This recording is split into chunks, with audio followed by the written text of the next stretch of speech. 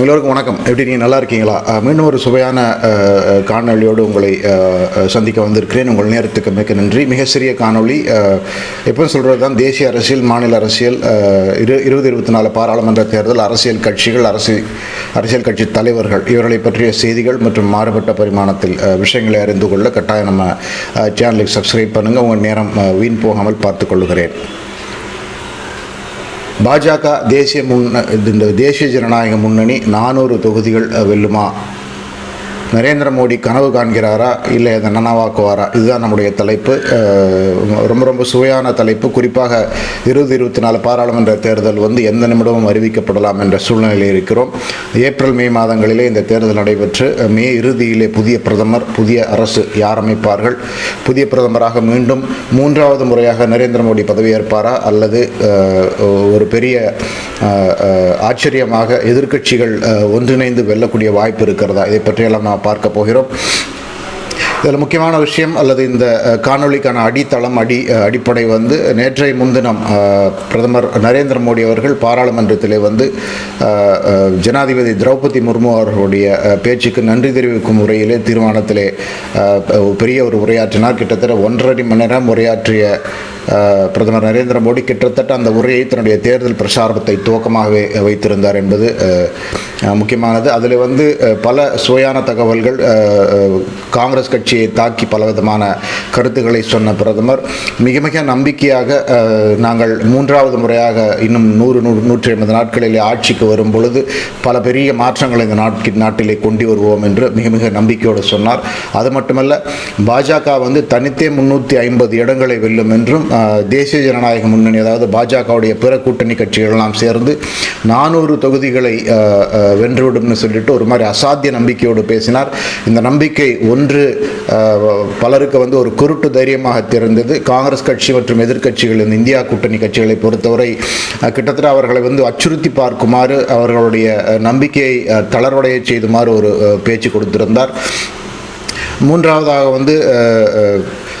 கள நிலவரத்தின் அடிப்படையிலே அப்படி பேச்சு கொடுத்தார் என்று சொல்வதும் பலரும் இருக்கிறார்கள். அதாவது இந்திய அரசியல், இப்போதைய இந்திய அரசியல் வானை பொறுத்தவரை இந்த நாட்டினுடைய லென்த் அண்ட் பிரெத்தை அறிந்தவர்கள், சிறப்பாக அறிந்தவர்கள் அமித்ஷா மற்றும் நரேந்திர மோடி தவிர வேறு யாரும் இல்லை என்பது பல பத்திரிகையாளர்கள் சொல்லியிருக்கும் கருத்து. அந்த சூழ்நிலையிலே இப்படி பிரதமர் மோடி பேசியது ஒரு குருட்டு பேச்சு அல்ல, ஒரு நம்பிக்கை, ஒரு வெற்று நம்பிக்கை அல்ல.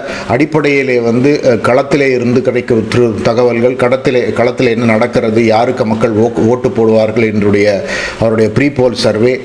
அது மட்டுமல்ல, காங்கிரஸ் கட்சி மற்றும் இந்தியா கூட்டணிகள் தேசிய அளவிலே எப்படி முற்றிலுமாக வலுவிழந்து விட்டன, எந்த விதமான ஒரு முன்னேற்றமும் அந்த இந்தியா கூட்டணிக்கு ஏற்படவில்லை. இவற்றையெல்லாம் அடிப்படையாக வைத்தே மோடி இப்படி பேசினார் என்று சொல்பவர்கள் பலரும் இருக்கிறார்கள். இதில் சுவையான விஷயம், நம்மை போல இங்கே அரசியல் வானை பார்த்து கொண்டு இருப்பவர்கள், அரசியல் களத்தில் என்ன நடக்கிறது என்று பார்த்து கொண்டவர்களெல்லாம் வியந்து போகும். அல்லது நம்ம மறுக்கிற ஒரு விஷயம், உண்மையிலேயே இப்படிப்பட்ட ஒரு வெற்றி சாத்தியமா, இல்லை நரேந்திர மோடி சும்மா குருட்டு அம்போகத்தில் அடித்து விடுறாரா, வெறும் எதிர்க்கட்சிகளை பயப்படுத்துவதற்காக மட்டுமே இப்படி பேசுகிறாரா அப்படிங்கிற கேள்வி பலரும் எழுகிறது. இதில் பல மூத்த பத்திரிகையாளர்கள், குறிப்பாக இந்த தமிழ்நாட்டில் உள்ள பத்திரிகையாளர் மணி போன்றவர்கள்லாம் என்ன தெளிவாக எப்போதும் சொல்லுவது அப்படின்னு சொன்னால், எதிர்க்கட்சிகளுக்கு நரேந்திர மோடியை நம்ம ஜெயிக்க முடியுங்கிற நம்பிக்கையே இல்லாமல் செய்கிறது தான் நரேந்திர மோடியை மிகப்பெரிய பிரசார வெற்றி அப்படின்னு சொல்லுவாங்க. அதாவது எந்த எதிர்க்கட்சி தலைவரானாலும், அது சரத்பவார் ஆகட்டும், ராகுல் காந்தி ஆகட்டும், சோனியா காந்தி ஆகட்டும், மமதா பானர்ஜி ஆகட்டும், இவர்கள் யாருமே இந்த நரேந்திர மோடியை நம்ம வெற்றி பெறுவது அல்லது நரேந்திர மோடியை அடிக்க செய்வது கிட்டத்தட்ட முடியாத காரியம்னு அவங்கள நம்ப வைக்கிறது தான் மோடியுடைய முதல் வெற்றி என்று பலரும் சொல்லுகிறார்கள். அது ஓரளவுக்கு உண்மையும் கூட. அது உண்மையிலேயே இந்த பாராளுமன்றத்திலே நரேந்திர மோடி அவர்கள் கொடுத்த 1.5 மணி நேர பேச்சு ஒன்று காங்கிரஸ் கட்சியை தாக்கி பேசியது, மற்றொன்று எதிர்க்கட்சிகளை நிலைகுலைய செய்வது. அதாவது அவங்களுக்கு ஒரு நம்பிக்கை இழப்பை ஏற்படுத்தி அவங்க இந்த தேர்தலில் நம்ம ஏற்கனவே தோற்றுட்டோம் அப்படிங்கிற ஒரு கட்டமைப்பை கொண்டு வருவது. இதுதான் பிரதமர் மோடியுடைய பெரிய நோக்கம்ங்கிறதுல எந்த விதமான சந்தேகமும் இல்லை. அப்படி என்னதான் இது வந்து ஒரு பிம்ப கட்டமைப்பாக இருந்தாலும் கூட உண்மையிலேயே வந்து நரேந்திர மோடி சொல்லுவது எந்த அளவுக்கு சாத்தியம் அப்படிங்கிறத ஆய்வு செய்து பார்த்தால், அதாவது குறிப்பாக இந்த நம்பர்ஸ் களத்தில் உள்ள எண்ணிக்கைகளின் அடிப்படையிலே, ப்ரொஜெக்ஷன்ஸ் அடிப்படையில் வைத்து பார்த்தால் அது வந்து பாசிபிலிட்டி இருக்குது, அதற்கான சாத்தியக்கூறுகள் கொஞ்சம் இருக்குது அப்படிங்கிறது தான் கள யதார்த்தம். இதற்கு மிக மிக முக்கியமான காரணம் நம்ம பலமுறை வேறு காணொலிகளில் பார்த்துருக்கிறது மாதிரி இங்கே இந்தியா கூட்டணி அப்படிங்கிறது வந்து பெயரளவிலே வந்து ஒரு கூட்டணி, பத்திரிகைகள் வந்து அதை ஒரு பெரிய கூட்டணிக்கு சித்தரிக்கலாம்.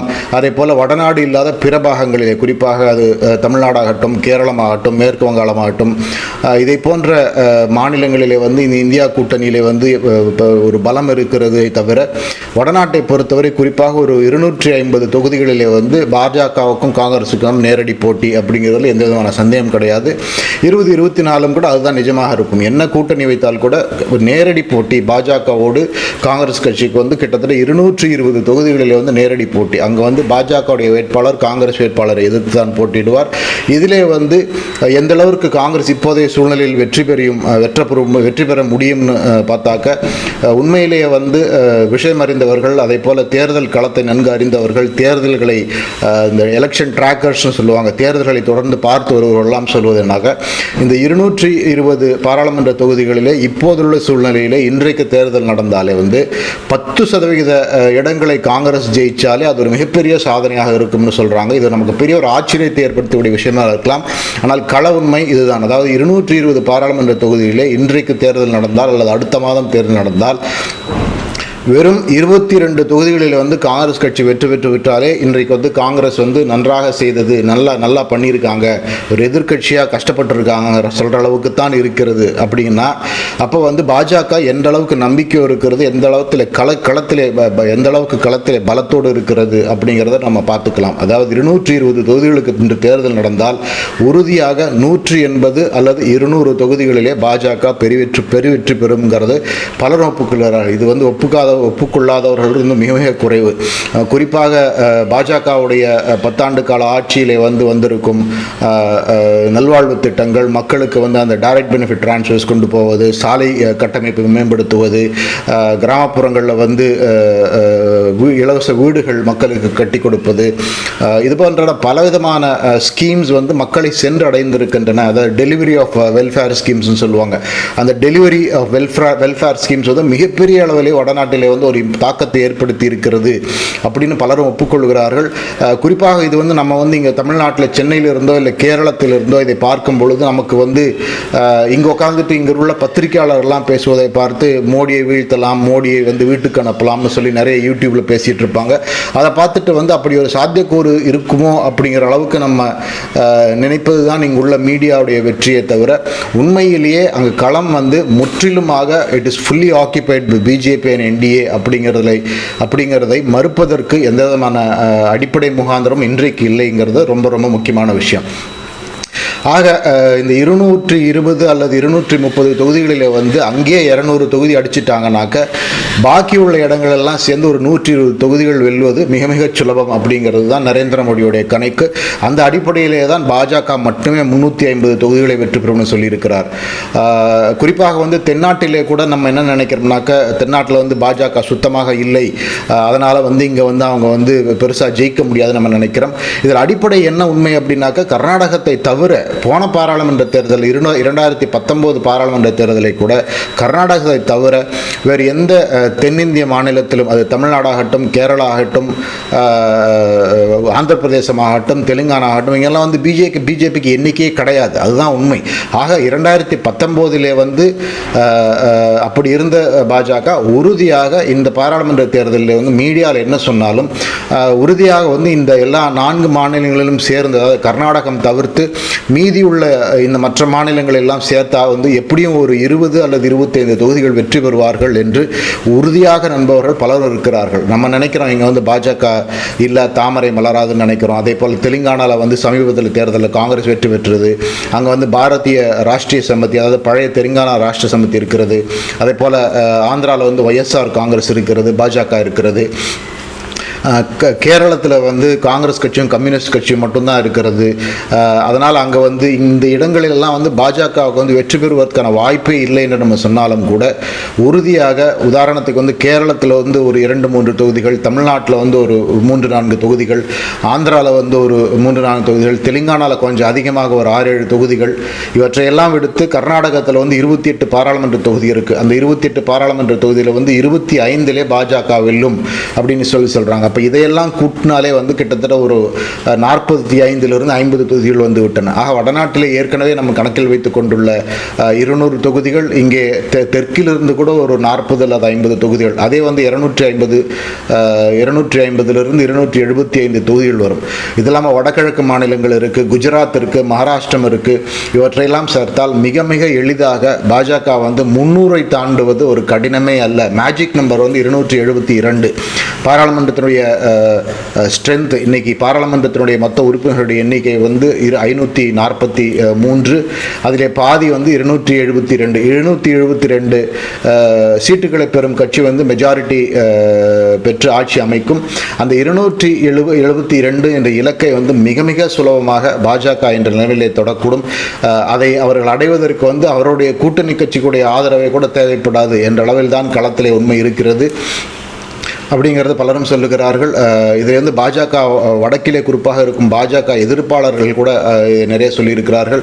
அதே போல் இந்த பிரசாந்த் கிஷோர் என்ற முன்னணி எலெக்ஷன் டிராக்கர், தேர்தல்களை கணிப்பவர், தேர்தலிலே அரசியல் கட்சிகளோடு பயணித்து பணி செய்பவர், பிரசாரத்துக்கு உதவியவர், 2021 வந்து இங்கே திமுகவோடு பணி செய்து பெருவெற்றி அடைய செய்தவர், இந்த மாதிரி பெரிய அனுபவமிக்க ஒரு தேர்தல் வல்லுநரே வந்து பிஜேபியை வந்து இப்போதைக்கு வந்து வடநாட்டிலே வந்து பக்கத்தில் போக முடியாது.